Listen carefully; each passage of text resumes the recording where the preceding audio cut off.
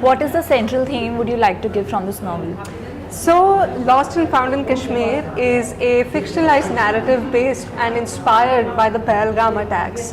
And the centralized theme for this story is human connections at its core, what remains after tragedy happens, how the emotional aftermath affects a normal person, and how in such big waves we go through so many emotions in just a matter of seconds. So for me, the centralized idea is the complexity and the nuances of the human emotions. Yes.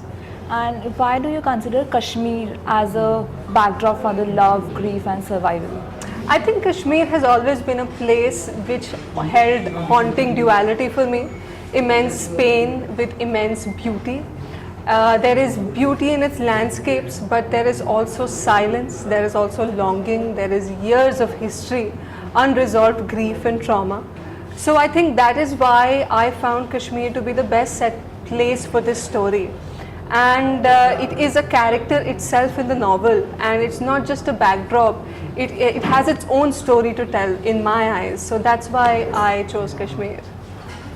What message would you like to give to other young writers? Message I would give to other young writers is that it's all been said before, but it's never been said by you, and that makes all the difference.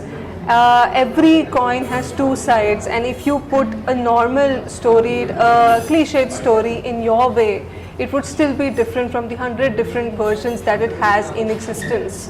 So I would say that don't be afraid, just write and let it flow out of you instead of coming through your mind. How do you inspire the readers from your work? So, this is a very layered story as to how Lost and Found in Kashmir came into existence. I was earlier writing just a short story based in Kashmir, but then with time the Pahalgam attacks happened, and as much as it affected the entire nation, I was also affected. And then I decided to say something not about the political state of the country, not about the legalization involved, about how deeply affected humans become from these tragedies. Or the entire nation was mourning the loss of the victims after the Pahalgam attacks, despite not knowing them, despite having no connection, but because we all feel the same way, and at our heart we're all the same. So I think that was the biggest driving force and inspiration of this story. So yes. Thank you so much, Nikasha. Thank you so much, ma'am.